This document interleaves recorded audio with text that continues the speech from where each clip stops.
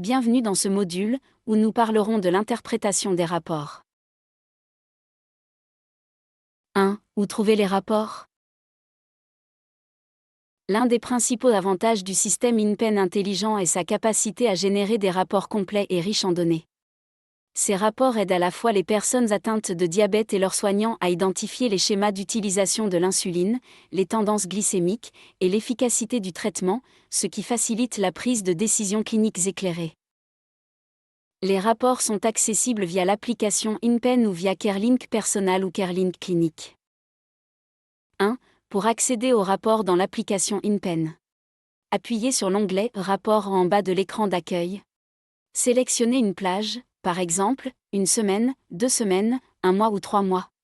Exportez le rapport au format PDF si nécessaire, par exemple, pour l'envoyer à un professionnel de santé avant une consultation. 2. Pour accéder au rapport via CareLink Personal ou Clinic.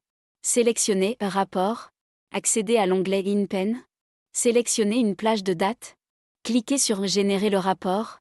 Les rapports peuvent également être imprimés ou téléchargés pour être étudiés avec l'équipe soignante. Le rapport InPen Insight se compose généralement de 3 pages, une page avec un résumé, suivi par 2 pages avec des graphiques quotidiens. En haut de la page récapitulative, 4 graphiques circulaires fournissent un aperçu rapide des principaux indicateurs thérapeutiques. Le temps dans la plage cible et glycémie moyenne. Des doses de bolus manquées par jour. L'utilisation du calculateur de bolus. Et la dose quotidienne totale d'insuline, répartie en insuline basale et insuline bolus. Les doses d'amorçage ne sont pas prises en compte dans ce calcul. Les autres paramètres affichés dans cette partie sont l'indicateur de gestion du glucose, les variations glycémiques, et la quantité moyenne de bolus à action rapide par jour.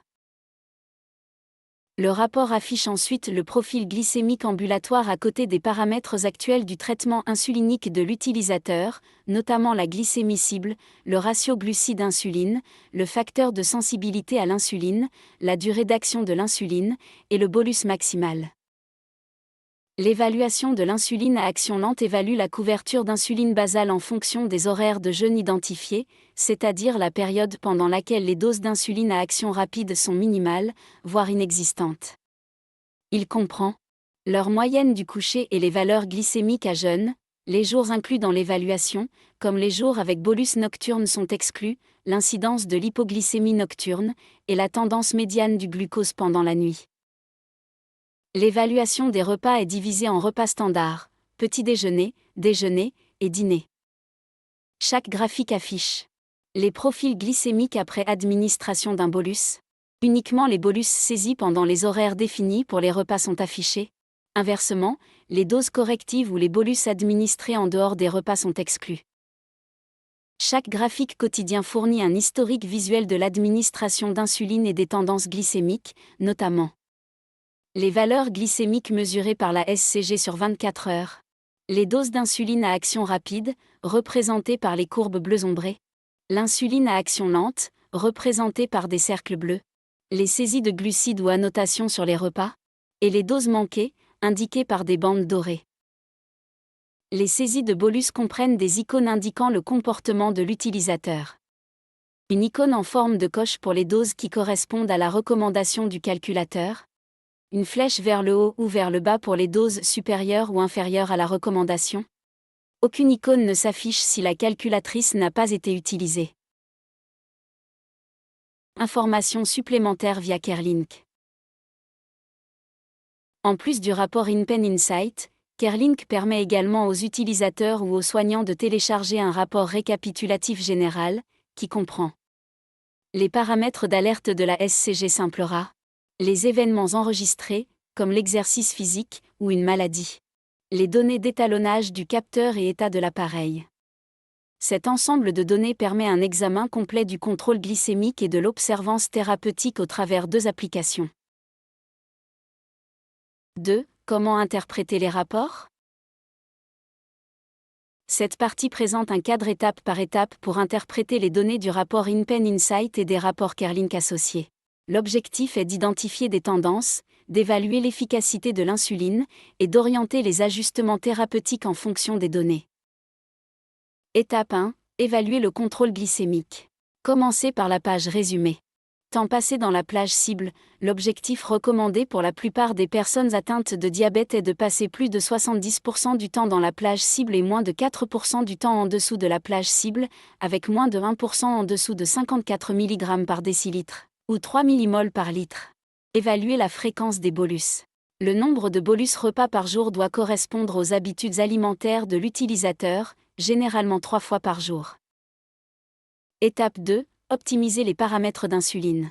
Utilisez le profil glycémique ambulatoire pour repérer les tendances à la hausse ou à la baisse. Pour les tendances diurnes, vérifiez si les pics ou les creux sont liés au repas dans l'évaluation des repas et les graphiques quotidiens.